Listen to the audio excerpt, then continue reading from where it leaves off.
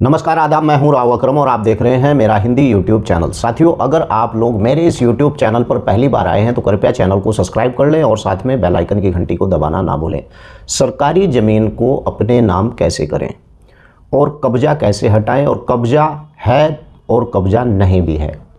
यानी कि आज की इस वीडियो के बारे में हम पूरा विस्तार से जानेंगे कि इस वीडियो में हम सरकारी ज़मीन को अपने नाम पर कैसे ला सकते हैं, उसके बारे में विस्तार से जानेंगे। और साथ में जानेंगे कि कब्जा अगर कभी कर लिया और कब्जा कभी छोड़ दिया तो क्या ऐसी भूमि उसके कब्जे में रह सकती है। तो आइए विस्तार से वीडियो को शुरू करते हैं। सरकारी ज़मीन पर कब्जा करने से पहले यह ज़रूरी है कि वह ज़मीन आपके कब्जे में हो। अगर ग्रामीण इलाके में सरकारी ज़मीन पर कब्जा किया है तो खेती योग्य है या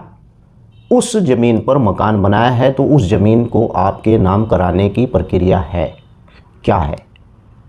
दादा परदादा की ज़मीन आपके नाम कराने के लिए यानी कि कब्जा, वारिस यानी कि परिचय पत्र और संपत्ति के दावेदारों को दस्तावेज सबमिट करने होंगे और इसके बाद सरकारी कार्यालय में यानी ज़मीन की पंजीकृत के लिए आवेदन करना होता है। और साथ ही आपको बता दूं कि अगर आपकी ज़मीन परिवार का कोई सदस्य धोखे से अपने नाम करवा लेता है तो आपके इसलिए कानूनी कार्रवाई करनी चाहिए आपको कि आप ज़मीन के वास्तविक मालिक होने से सबूत आपके कोर्ट में दर्ज करा सकते हैं। यानी कि अगर कोई व्यक्ति आपकी भूमि पर कब्जा करता है तो ज़मीन की वास्तविक जो मालिक होता है, जो आप उस ज़मीन के वास्तविक मालिक हैं, तो सबूत के साथ कोर्ट में यानी उस पर केस दर्ज करा सकते हैं। कोर्ट के फैसले के बाद आप अपनी ज़मीन वापस ले सकते हैं, लेकिन सुप्रीम कोर्ट के मुताबिक यानी कि अगर 12 साल तक किसी ज़मीन पर कोई मालिकाना हक नहीं जता तो उसके ज़मीन का कब्जा किया हुआ है उस व्यक्ति ने और उसका मालिकाना यानी कि उसी व्यक्ति को मालिक माना जाएगा और उसे मालिकाना हक भी मिल जाता है अगर किसी व्यक्ति ने 12 साल से उस भूमि के ऊपर कब्जा कर रखा है। हालांकि सुप्रीम कोर्ट ने यह भी कहा है कि निजी ज़मीन से जुड़ा सरकारी ज़मीन पर यह फैसला लागू नहीं होगा और अपनी ज़मीन पर अवैध कब्जा हटाने के लिए आपको यानी कि पुलिस अधीक्षक के पास शिकायत दर्ज करानी होती है अगर किसी की भूमि पर कब्जा यानी कि हो जाता है। अगर वह आपकी समस्या का समाधान नहीं होता है तो संबंधित जो वहाँ का न्यायालय है उसकी जानकारी देना चाहिए, क्योंकि न्यायालय में इसकी जानकारी इसलिए देना जरूरी होता है कि अगर 12 वर्ष से पहले आप कब्जा करने वाले के खिलाफ न्यायालय में चले जाते हैं तो वहाँ पर वो उस भूमि के ऊपर प्रतिकूल कब्जा कभी भी साबित नहीं कर पाएगा। ज़मीन अवैध कब्जा के मामले में यानी कि CRPC की धारा 5 और 6 के तहत यानी संज्ञान लेकर आपको मदद भी मिल जाएगी। और साथ अगर आप कानूनी रूप से अतिक्रमण से निपटना चाहते हैं तो आप यानी कि आदेश 39 और नियम 1, 2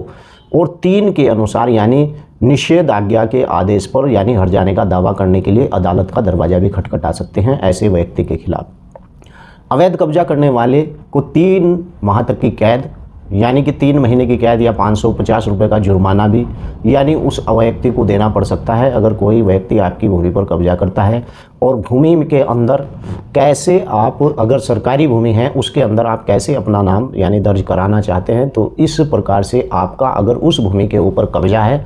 तो कब्जा जब 12 वर्ष हो जाते हैं कब्जे को और उसके खिलाफ कोई न्यायालय नहीं जाता है तो वो ऑटोमेटिक ही उस भूमि का मालिक माना जाता है। यानी कि प्रतिकूल कब्जा वो साबित कर देता है तो उस भूमि सरकारी भूमि हो, सरकारी भूमि की जो म्याद है वो 30 वर्ष है, लेकिन यहाँ पर अगर निजी भूमि है उस पर कब्जा है तो 12 वर्ष के अंदर यानी प्रतिकूल कब्जे के आधार पर उस व्यक्ति को मालिकाना हक मिल जाता है और सरकारी ज़मीन के ऊपर उसका मालिकाना हक हो जाता है। ज़मीन पर कब्जा करने के लिए कुछ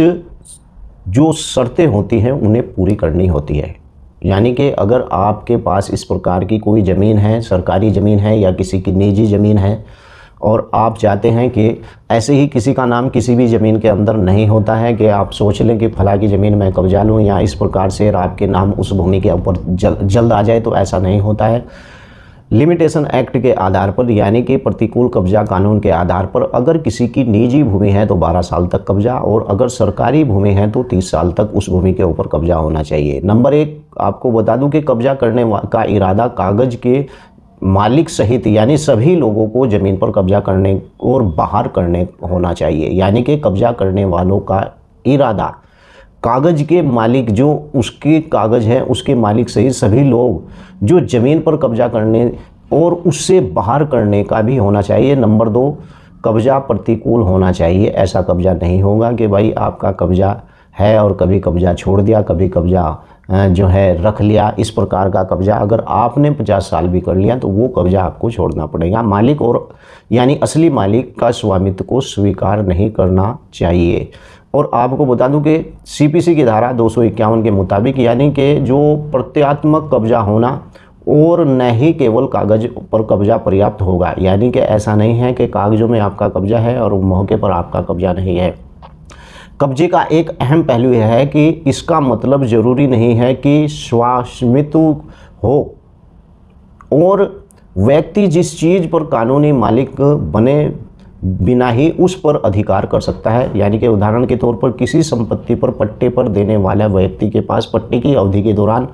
उस पर जो कब्जा होता है, लेकिन मालिक जो कानूनी मालिक होता है वह उसके पास स्वामित्व होता है। अगर कोई ज़मीन पर अवैध कब्जा करे तो इसकी शिकायत आप पुलिस में दर्ज भी करा सकते हैं और इसके लिए दंडात्मक यानी प्रक्रिया जो दंड प्रक्रिया सीआरपीसी की धारा 145 यानी के तहत कार्रवाई की जाएगी और अवैध कब्जा हटाने के लिए प्रक्रिया भी शुरू की जाएगी। इसी प्रकार से सरकारी संपत्ति अगर कोई है, सरकारी ज़मीन है, तो अगर उस पर आपका कब्जा है तो 30 साल की म्याद होती है लिमिटेशन एक्ट के आधार पर, तभी आपको उस भूमि का मालिकाना हक मिल जाता है। तो आशा करता हूँ कि इस वीडियो में आपको विस्तार से पता चला होगा कि कब्जा करना इतना आसान नहीं है जितना कि कब्जे को बोल देना बहुत आसान होता है। तो चलिए अगली वीडियो में फिर हाजिर होता। वीडियो कैसी लगी है वीडियो के नीचे लिखकर जरूर बताएं। जय हिंद, जय भारत, खुदा हाफिज।